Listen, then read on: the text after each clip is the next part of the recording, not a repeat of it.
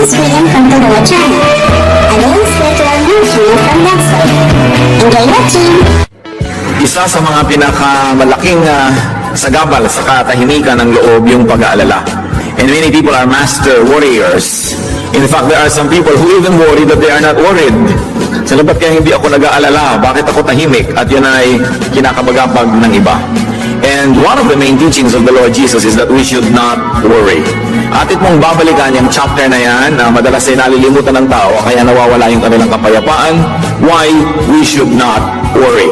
Heavenly Father, thank you for your goodness, for your mercy and kindness to us. Salamat sapagkat kayo ang nagtitipon sa amin upang kami biyayaan ninyo at bigyan kami ng pagkakataong handugan kayo ng mga awit, sayaw, papuri, pasalamat, maging na aming mga ikapo at mga handog sa iyo, Panginoon.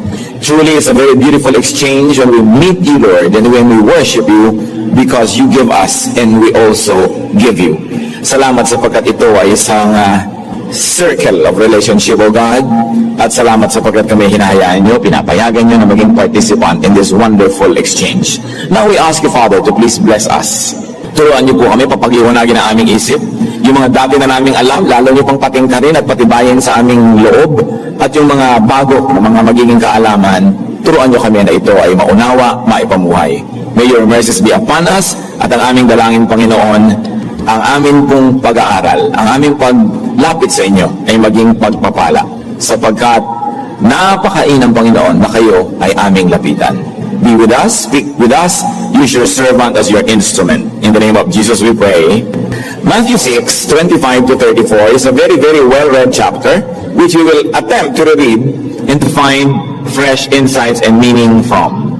Therefore, I tell you, sabi ng Panginoong Jesus, do not worry about your life, what you will eat or drink, or about your body, what you will wear. Is not life more important than food, and the body more important than clothes?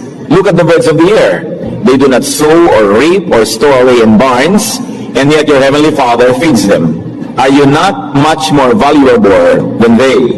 Who of you, by worrying, can add a single hour to his life? And why do you worry about clothes? See how the lilies of the field grow. They do not labor or spin. Yet I tell you that not even Solomon in all his splendor was dressed like one of these. If that is how God clothes the grass of the field, which is here today, and tomorrow is thrown into the fire, will he not much more clothe you, O you of little faith? So, do not worry, saying, what shall we eat? Or what shall we drink? Or what shall we wear? For the pagans run after all these things, and your heavenly Father knows that you need them. But seek first his kingdom and his righteousness, and all these things will be given to you as well.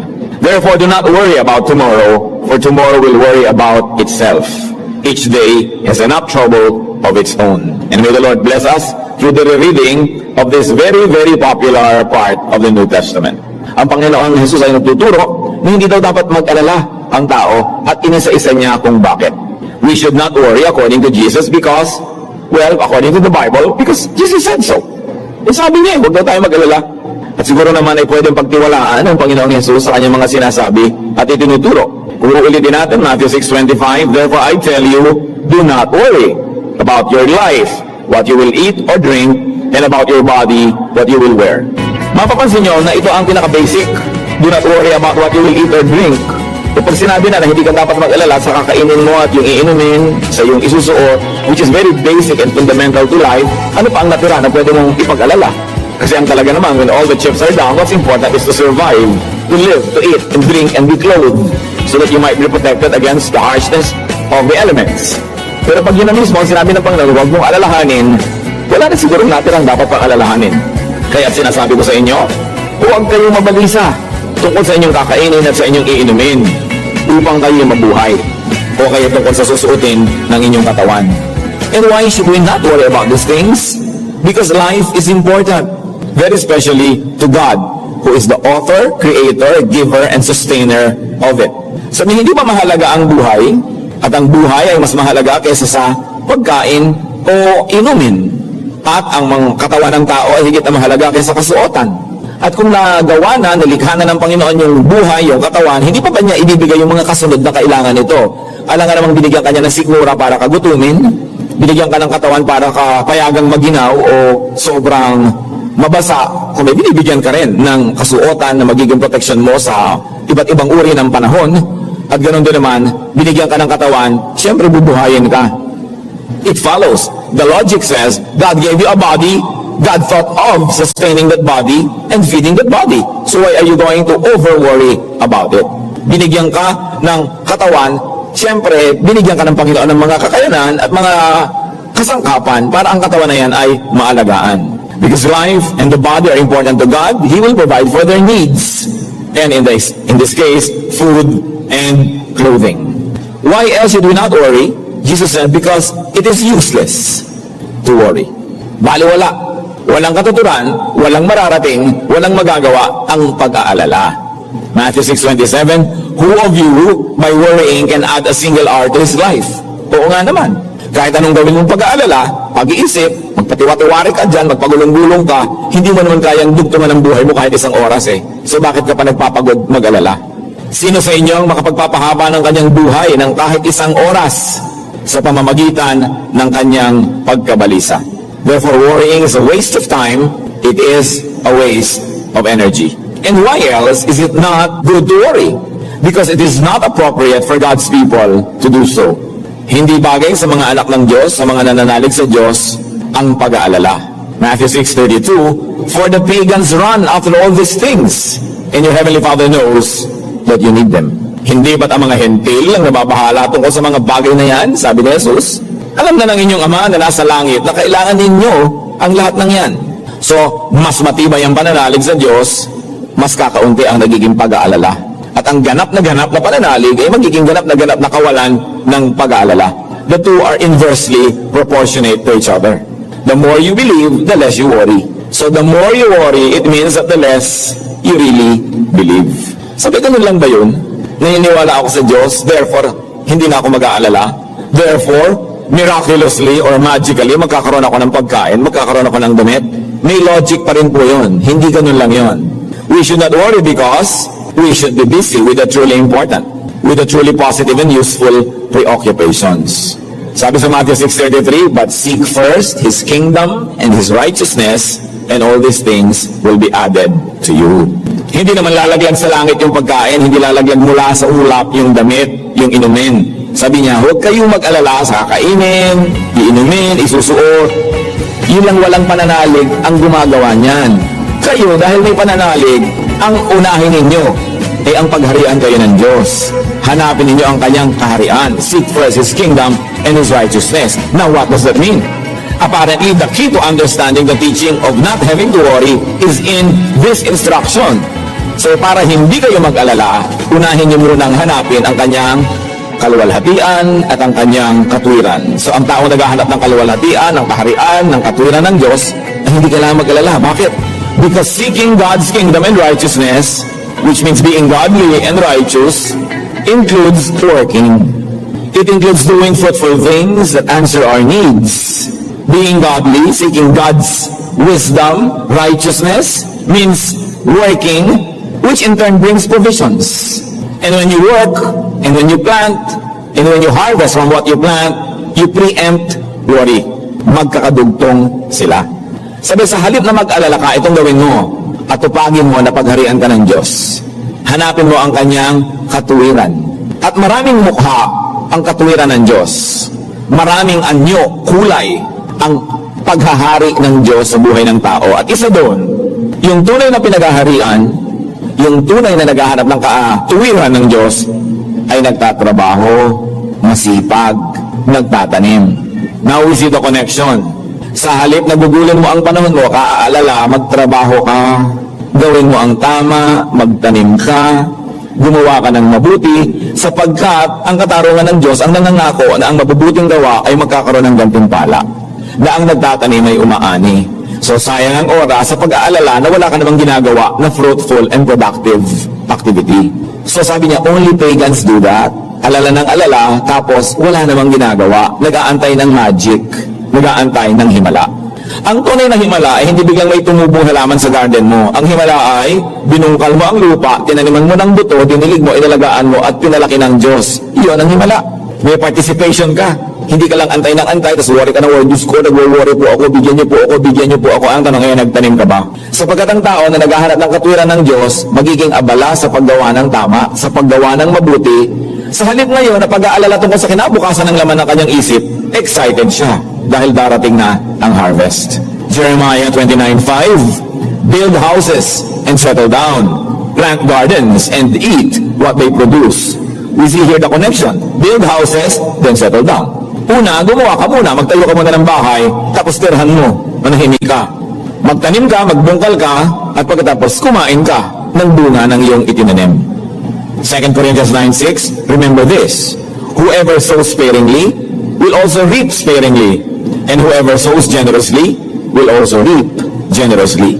Ang maraming itinatanim, maraming aanihin. Ang konti lang itinatanim, konti lang ang aanihin. Ang lahat ng pagsisikap ay may gantimpala. Colossians 3:23-24, whatever you do, work at it with all your heart, as working for the Lord, not for men. Since you know that you will receive an inheritance from the Lord as a reward, it is the Lord Christ you are serving. So ano man daw yung ginagawa, saan ka man napalagay na larangan ng buhay, kung ano man yung ginagawa mo, pagbutihin. Ituring mo na worship ang ginagawa mo pag ikaw'y nagtatrabaho. At ang Panginoon na author of work, di ba? Siya ang may sabi, 6 days you shall labor and do all your work. Siya ang may utos na magtrabaho tayo eh. At nung bumukas ang tabing ng Biblia sa Genesis, ang inabutan nating Diyos sa entablado ay Diyos na nagtatrabaho, bumilikha, gumagawa. So ang pagsamba sa Kanya ay hindi lang pagtataas ng kamay at pagsasabi ng hallelujah, pagsayaw-sayaw, pagkanta-kanta, sa magamat pagsamba yon sa isang official program. Ang pagsamba sa Kanya ay paggawa rin ng mabuti. Sapagkat ikinalulugod niya yon at sumasamba naman talaga tayo sa Diyos, ang layunin lang ay bigyan siya ng kaluguran. Kaya nauwitan natin siya dahil mahilig siya sa musika. Sinasayawan natin ng Diyos dahil mahilig siya sa sayaw. Dinadala natin ang ating mga offering, mga handog dahil yun ang gusto niya na tayo ay nagbibigay sa Kanya ng ganun, utos niya at kinalulugod niya. So ganun din kung nagtatrabaho tayo, nasisiyahan siya. So ang sinasabi niya, pag nagtatrabaho ka, ang busy-busy mo na, nauubusan ka ng oras mag-alala. Pagod ka na eh. At kung may maiisip ka man, matapos ka magtanim, ang iniisip mo na, hindi yung ako magugutom ako bukas, kundi bukas may aanihin ako. On that merit, and because of that, Jesus says, don't worry. Tandaan natin mga kapatid John, hindi lang basta sinabi ng Lord na don't worry. Merong kakambal, seek first His kingdom and His righteousness, and you don't have to worry. And let me be emphatic, working, planting is part of seeking God's righteousness. It is participating in God's economy. Pati nga si Paul, sabi niya, if anyone does not work, let him not eat. You want to participate in the eating part, you participate in the working part. That's how God's economy works. You participate, may tanim ka. And if you worked well, if you took care of today, tomorrow would be all right. Tomorrow would take care of itself. If you kept on doing your best, well, it's not always true that the best will happen to you, but one thing is sure, the worst won't happen to you if you keep doing your best. And you increase your opportunity and chances at getting what is good for you by increasing your planting. Kaya ang sabi sa Matthew 6:34, therefore, do not worry about tomorrow, for tomorrow will worry about itself. Each day has enough trouble of its own. Kaya nga ho niyo ikabalisa ang para sa araw ng bukas. Dahil ang bukas ang bahala sa sarili nito. Sapat na ang inyong mga suliranin sa bawat araw. At anong po problemahin sa araw na ito? Magtanim, magtrabaho. Pag ginawa mo yon, inatupag mo yung ngayon, huwag mo nang problemahin yung bukas. Pagdating ng bukas, may harvest ka. Kaya sabi, huwag mo isipin yung bukas. Ang isipin mo, yung ngayon. Pag ginawa mo yung tama ngayon, okay ang darating na bukas. So instead of thinking about the troubles that will yet happen tomorrow, attend to the right troubles, if you can call them troubles. In other words, attend to the right concerns, attend to the right business, to the right work of today. Pati yung pag-aalala, magiging mabuti kaya ang anak ko, magiging maganda kayang kinabukasan niya, hindi yun iisipin kung matanda na siya. Gawin mo yung tama habang bata pa yung anak, apo, pamangkin, whoever. Sinasabi din naman yan sa Biblia, be godly when you are young. In your old age, you'll be all right. It will take care of itself. Ecclesiastes 12:1. Remember your Creator in the days of your youth, before the days of trouble come. In the years approach, when you will say, I find no pleasure in them, meaning in foolishness and in sins. Alalahanin mo na ang Diyos habang bata ka pa. Bago dumating ang mga sakit, bago dumating ang mga problema, alalahanin mo na. At pag inuna mo na yon, huwag mo nang alalahanin yung darating na bukas.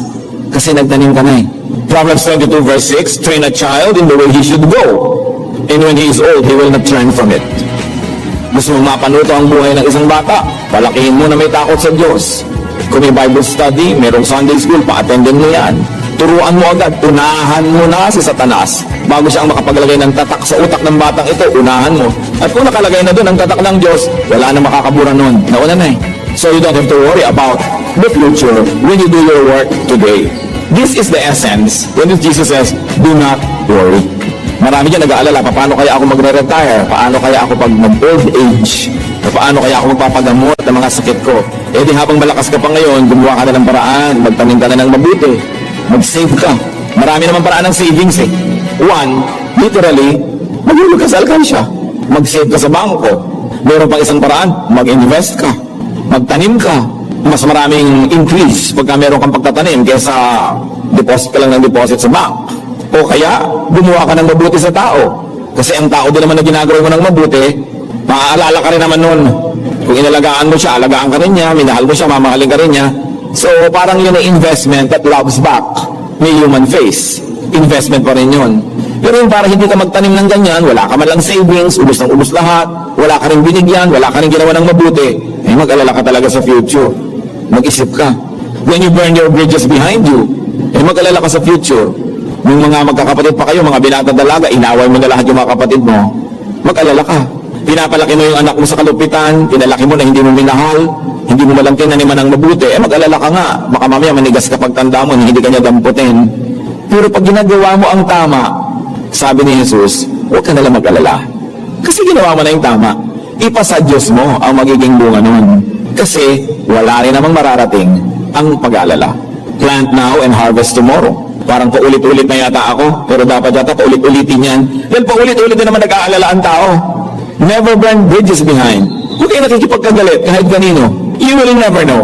Kailangan mo pala yung kidney niya.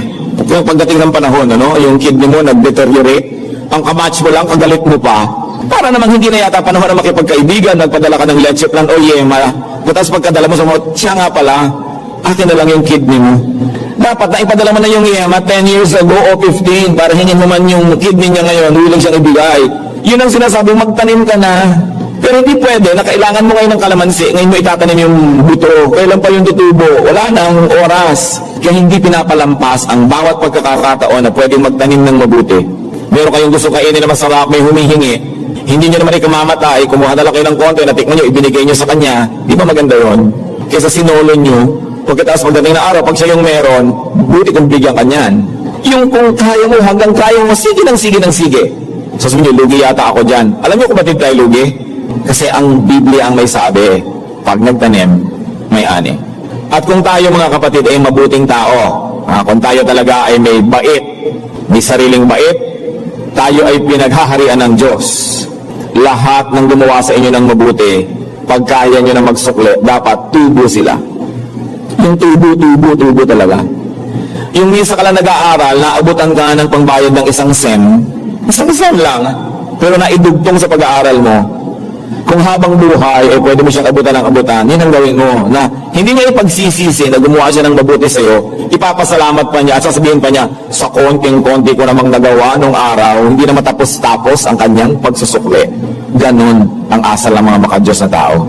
Na lahat ng taong dinapuan natin at dumapo sa buhay natin, ay inulan ng pagpapala. Hindi yung natapunan ng dilim at nakaladkad sa kapahamakan. Hanggang kaya natin, keep giving.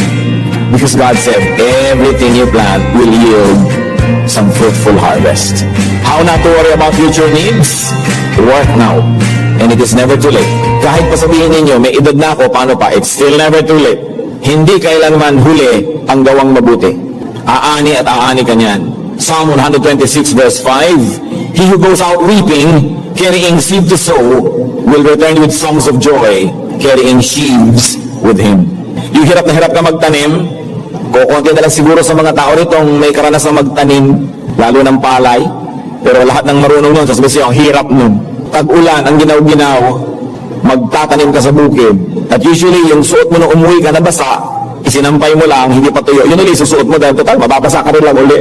Can you imagine yung ginaw na mararanasan ng katawan mo na galing ka sa higaan, isusuot mo basang damit?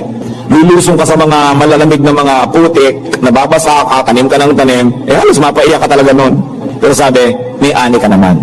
Yung iiyak-iyak habang nagtatanim, yun naman ang tatawa-tawa at sasayaw-sayaw habang umaani. Yun ang paraan para maiwasan natin mag-alala, magtanim. At ang kasamaan ng tao na dapat ituwid, yung mga tanim ng tanim walang naaani, hindi yun ang kalooban ng Diyos, ha? Ang kalooban niya, lahat na nagtatrabaho, may parte sa kita. That's why our feudal agricultural system is the root of many inequities in our society. Many inequalities and problems. Because some landlords are so greedy, sila na lamang yung nag-harvest. Samantala, hindi sila yung literally nagtatanim. Yun ang mali. Ayaw ng Diyos nun. Kaya ang lahat ay makikinig sa utos ng Diyos, landlord and tenant, yung kapitalista at yung manggagawa, titino ang mundo. Kaya talagang yung pa rin mga katuruan ng Panginoon ang solusyon maging sa mga problema na ating lipunan sa ngayon. Anong sinasabi tungkol sa babaeng huwaran? Trabaho siya ng trabaho.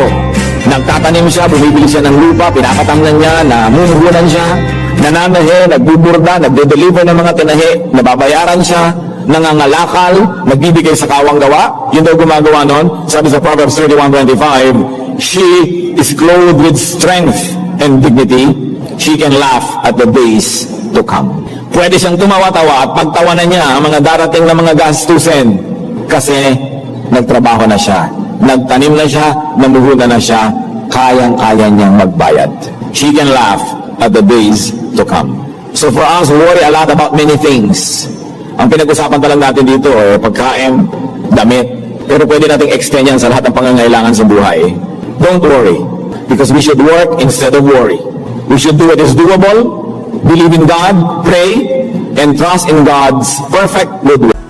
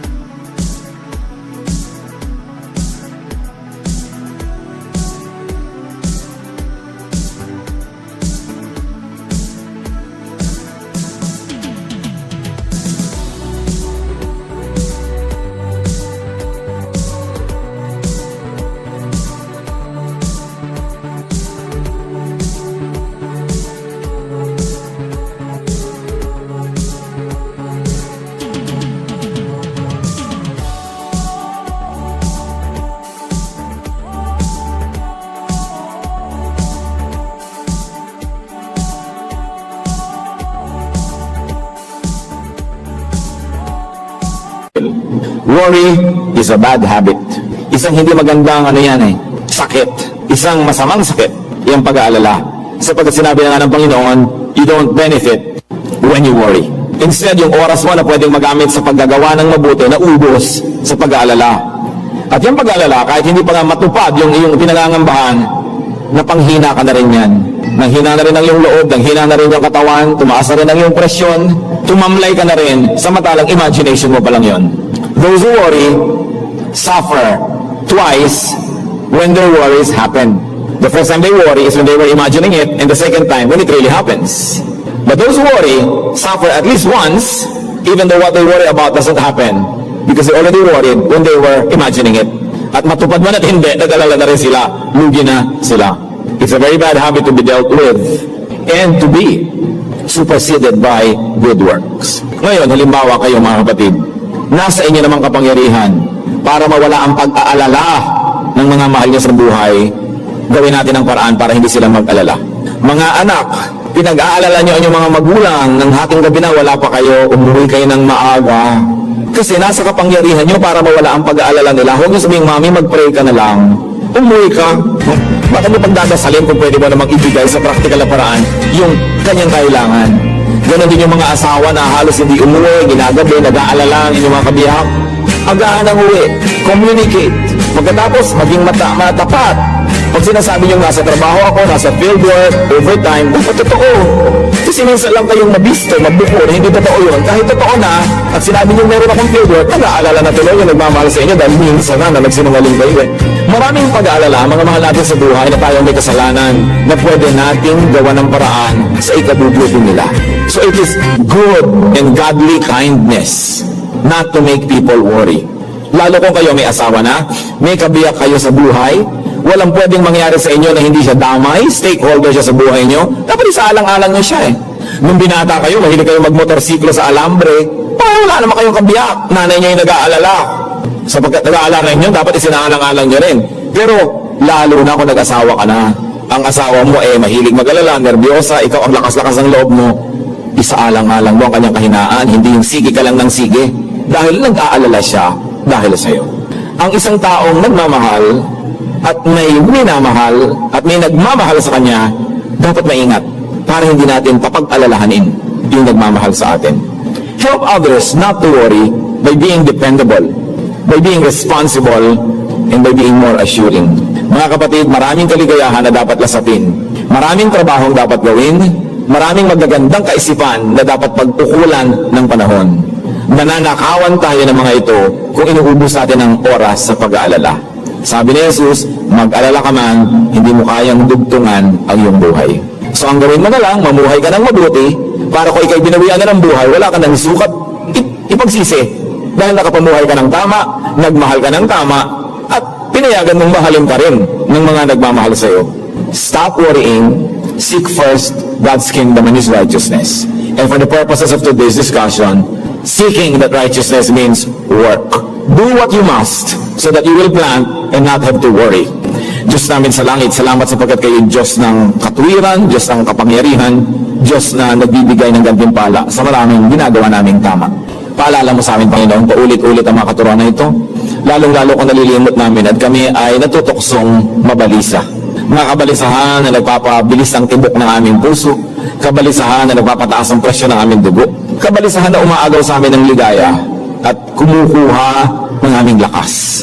Turuan mo kami magtiwala at sa pagtitiwalang yan, gumawa ng tama, ng mabuti at umasa sa inyong katarungan. Magbulay-bulay tayo mga kapatid, lalo yung mga mahilig mag-alala, ano bang pinag-aaralan niya sa buhay?